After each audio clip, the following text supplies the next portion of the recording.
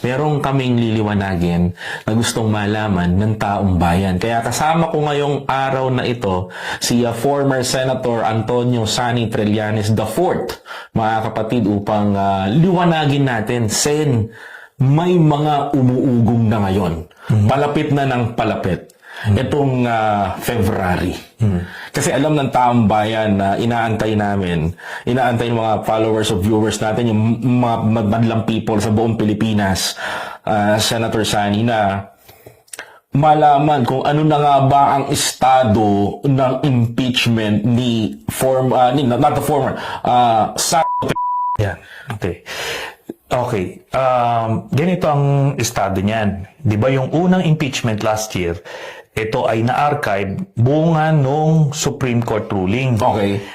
Ngayon, mapapaso na yan itong February 6 kasi ayon sa ating konstitusyon, once a year lang pwede mag-file ng impeachment. So ngayon, February 6, pwede na ulit mag-file ng impeachment.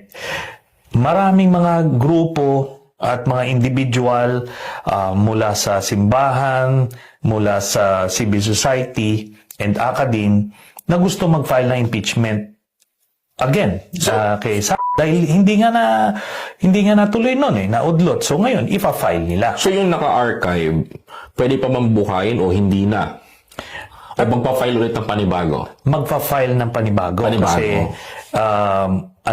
mas komplikado pa yon.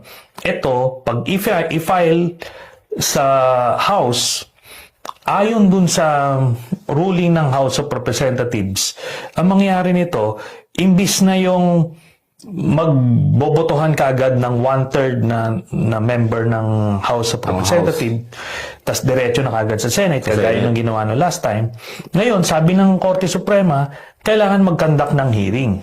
So, magkakandak ng hearing sa Committee on Justice sa House, at yan, alam mo Koy, mas mapapaganda pa yan kasi... So, mas madali itong way na to para ipa-impeach si Vice President Sara Duterte. Kasi ngayon, lalabas na muna yung mga ebidensya bago magbobotohan sa dulo after 60 days. Alam mo, Sen, maganda yan, ha? Lumabas muna yung mga ebidensya kasi yun ang gusto malaman ng taong bayan, eh. Diba? Yung sino si sino si Mary, saan napunta yung 125 million in 11 days? Saan mo ginasta? Yung 612.5 million pesos na confidential fund. Yun yung gustong malaman ng taong bayan. At yung mga bank accounts. Uy, matindi yun. Seryoso talaga? Yeah, kasi ganito. Yan yung pinagpigil-pigilan ng mga kaalyado niya sa Senado. Diba, na-forward doon, supposed to be, bubuksan nila yung trial kasi yung mga kaalyado nila pinatay yung impeachment. Diba? Hinarang nila. Hindi nila lumabas. Kaya ngayon, lalabas ito dito pa lang sa House na hindi mapipigilan ng mga kaalyado. Nung mga... Oo. So, ang ibig sabihin nito, gugulong yung investigasyon doon pa lamang sa House. Doon pa lang sa House. Parang quadcom. Parang quadcom. So, maghihiring ang Congress. Pag-uusapan ulit yun. So, mas pabor. Mas maganda. Oo. So, ano yan? Ganun na mangyari dyan.